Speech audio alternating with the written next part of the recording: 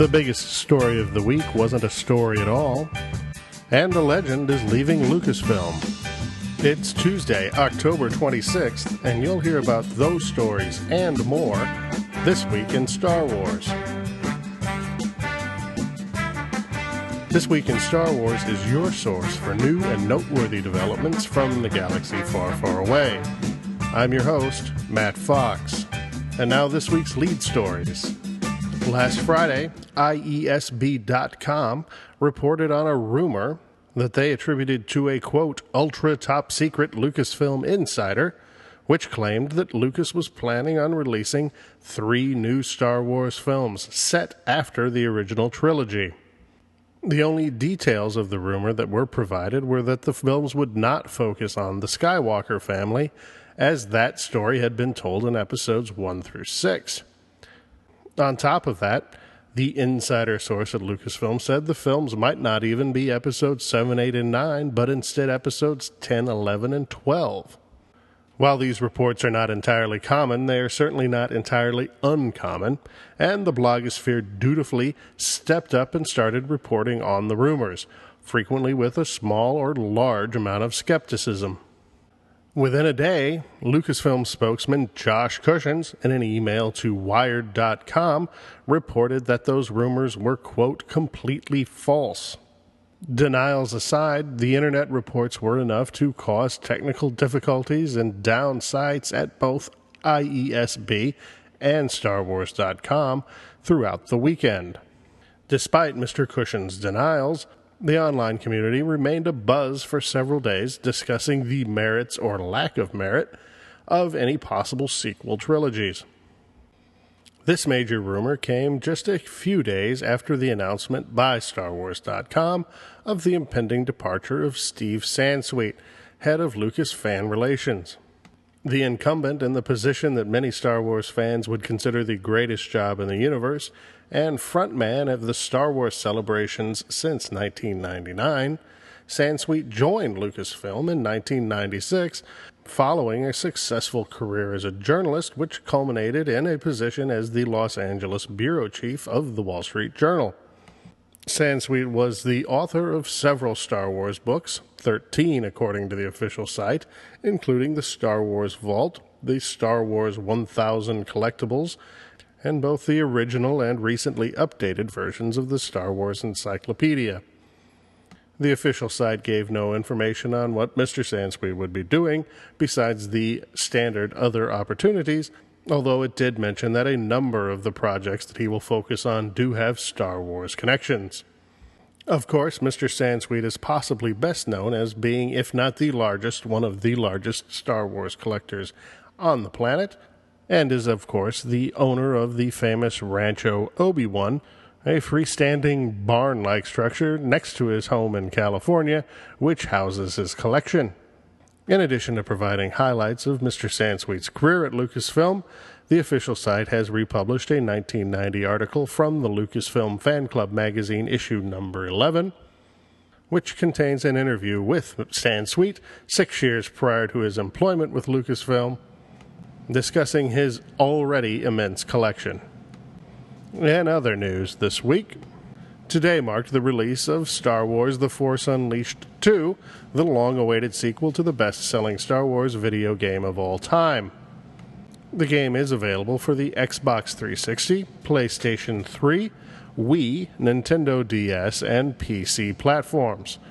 Deluxe editions are also available for the PlayStation 3 and Xbox versions.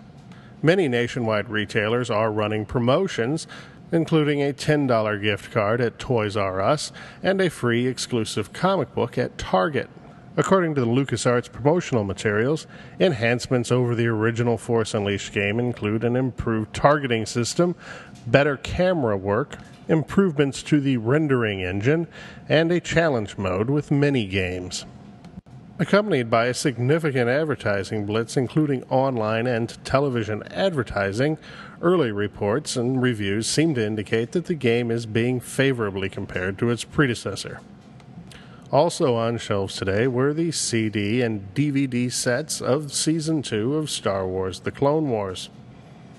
Included with the set are director's commentaries, behind-the-scenes and production footage, as well as a 41-page book featuring concept and pre-production artwork. Both The Force Unleashed 2 and the Clone Wars Season 2 DVD and Blu-rays are available at retailers across the country, as well as online retailers such as Amazon. And as usual, if you choose to purchase from Amazon, we encourage you to use our affiliate link on the front page of thisweekinstarwars.com. This week's collecting news is highlighted by across-the-board sales on Star Wars toys at Toys R Us this week. Separate promotions are in effect this week for both Hasbro and LEGO Star Wars. In anticipation of the impending holiday sale season, Toys R Us has also released its annual holiday toy catalog, which features a $20 discount on the Slave One Rise of Boba Fett Battle Pack, down to $79. The House of Giraffe has also released its annual list of anticipated hot toys and features the Big AT-AT. However, if you're trepidatious to pay Jeffrey his asking price of $110 for the big Imperial Assault vehicle, check out retailer of last resort Kmart, which is offering the plastic version of the Metal Behemoth for 50% off, i.e. $50. While this sale was first reported on Monday, the AT-AT was soon not even to be found on the Kmart website. It is now back but listed as out of stock. Now, while if the ATTE and Turbo Tank from the last 2 years are any example, we can easily expect to see this item for sale at other retailers in the coming months, it might be worth your time to check out your local Kmart, Big K, or Sears Essential to see if you can get this holiday must-have at a substantially reduced price. The 8th piece of original artwork in the 12-piece Empire Strikes Back 30th Anniversary series is now available for sale on StarWars.com. This piece, by artist Jamie Snell, is, like all the others in the series, limited to 100 pieces, all hand-signed by the artists, and features a point-of-view shot from the point of view of C-3PO as he's about to be shot. You can get a good look at the piece at StarWars.com, as well as a number of others in the series that are still available for sale. Sandtroopers.com has once again come through as the site with the first images of upcoming Hasbro product. This time we see an upcoming wave of Clone Wars action figures, which include Clone Trooper Heavy, R7-A7, a new Cad Bane, a new Obi-Wan Kenobi without the shoulder armor, and a re-release of the Hondo Ohnaka action figure.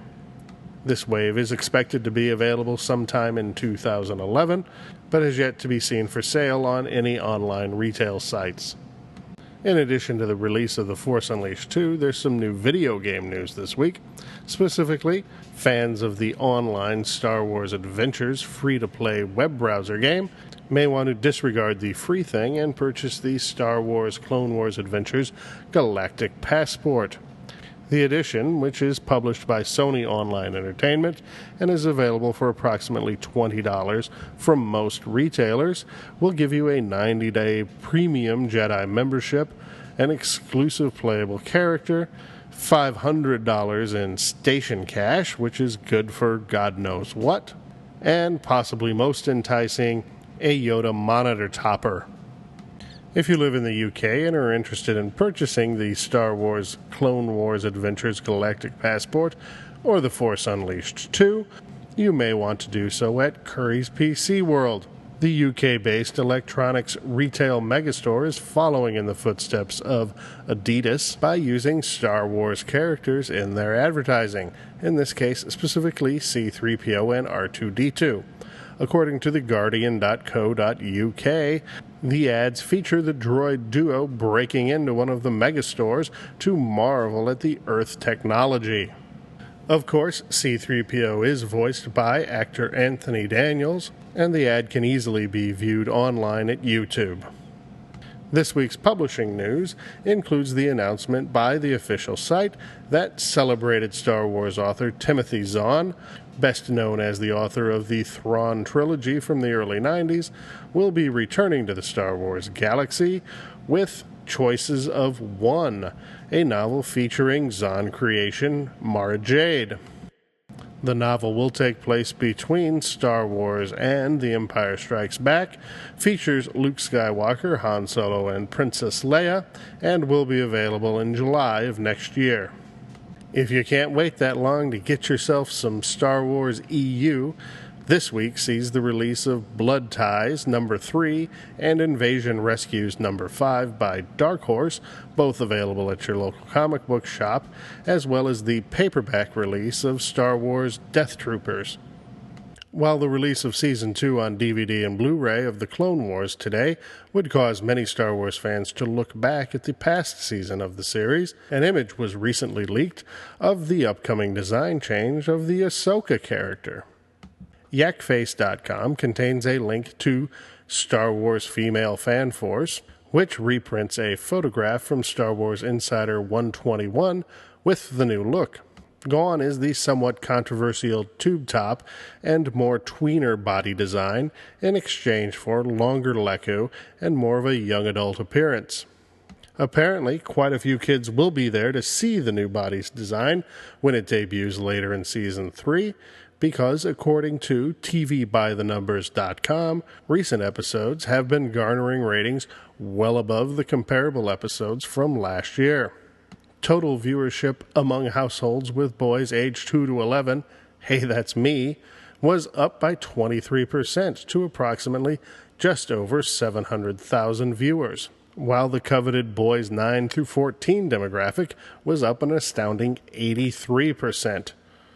Finally this week, from the Is There Anything They Won't Put Their Name On file, we have Australian swimsuit designer Black Milk offering R2-D2 and Darth Vader one-piece women's bathing suits. Not surprisingly, the suits are so popular they're already on back order.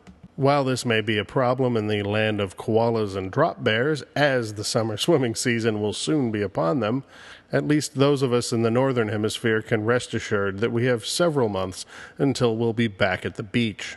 Seriously, can the Anakin and Amidala home pregnancy test be very far behind?